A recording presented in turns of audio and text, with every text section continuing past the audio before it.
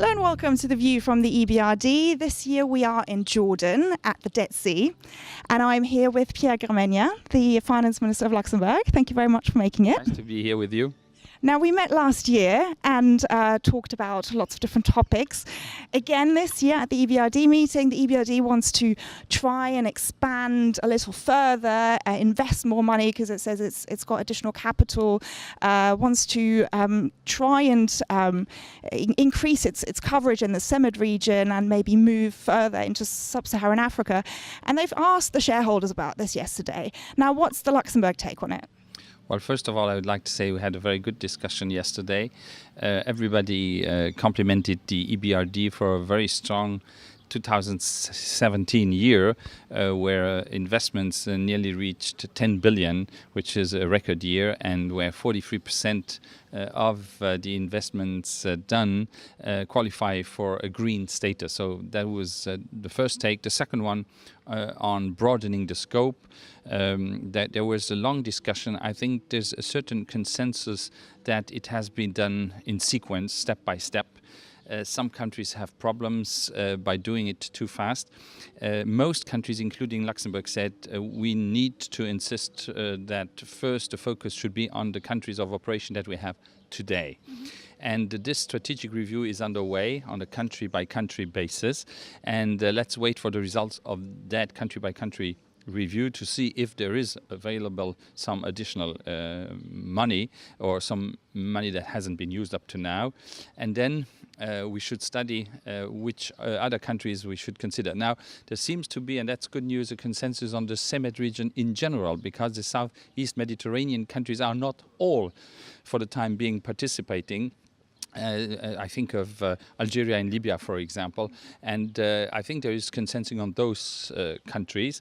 And then for the rest, we need to wait for the next General Assembly, where the preparation work will be done and be presented to the next General Assembly in Sarajevo. Perfect. Well, and when we met last year, we talked about Brexit as well, and you said, I don't want to see the UK move into the Atlantic or drift into the Atlantic. Now, how do you see the negotiations going at the moment? Well, the negotiations have made some progress. We now know that there's going to be a transition period after the March 2019 when the exit will take place for sure. And this transition period will go until end of 2020. Well, that's at least some certainty and gives us more time to negotiate. In terms of services and financial services, which is very close to our concern, I think we haven't seen the end of the tunnel yet. We are advocating that there should be some smart agreement on financial services. One idea that we have pushed and that is on the table is maybe to think about enhanced and improved equivalence in financial services, but this needs to be hammered out and discussed.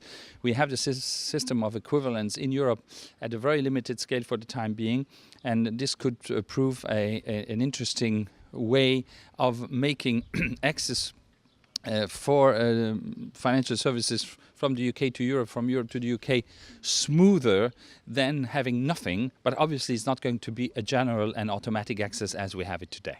And the financial centre is obviously something very important to Luxembourg as well. Have you seen any more benefits in that respect from the Brexit coming up? Well, obviously we have a very attractive framework for financial services in general.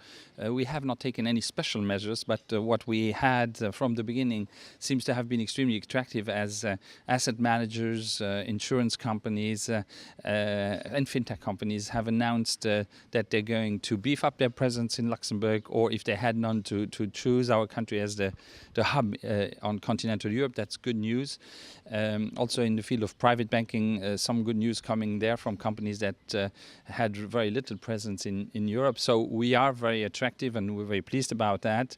On the other hand, we must make sure after the exit of the United Kingdom that the EU as a single market stays open for business also outside the EU. So we must not use the Brexit situation to build walls around the European Union single market. Well, you're talking about the EU here, the Eurozone. There is a lot of talk about reform. It's been going on for a while now. We've got a new German government. Macron has got some ideas. Do you expect to see some kind of movement in that area this year? Well, there is definitely a window of opportunity because the political results of elections in 2017 made sure that it's those parties that were more pro-European who fared well in the Netherlands, in France and in Germany. So as a result, we can deepen the economic and monetary union, and I think there's a broad consensus that should happen. To which extent it's going to take place is still not that clear, but I think there's a common denominator on two issues. One is on strengthening the ESM, the European Stability Mechanism, which has done a very good job in the last couple of years in stabilizing the Eurozone, and the ESM could play a bigger role in the future, getting closer to the role that the IMF plays worldwide, although there's still a long way to go to get there. And the second thing is the ESM could serve as a backstop for the Single Resolution Fund. You know, in the banking union, we have agreed that we should have a common umbrella to protect banks, and we are setting up and sending money in the Single Resolution Fund of Europe, and to have a backup for that Single Resolution Fund would give even additional stability, and DSM could play that role. I think those two ideas have a broad support and could become more concrete in June. Well, maybe lastly, obviously corporate taxation is something there's been a lot of movement in that area as well, especially in the EU. You've adapted your framework. What do you think you will need to do in future? Is there more that needs to be done?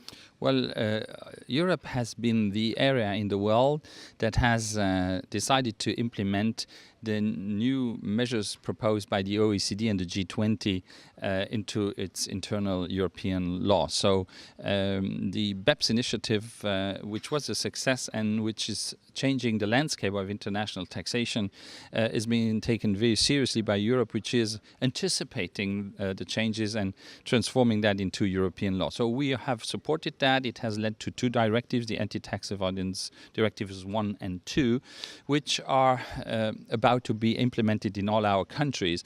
So I think we are ahead of the pack, and what we need now is to make sure that the other countries around us do the same so that we have a level playing field. Pierre Gramegna, thank you very much. It's a pleasure.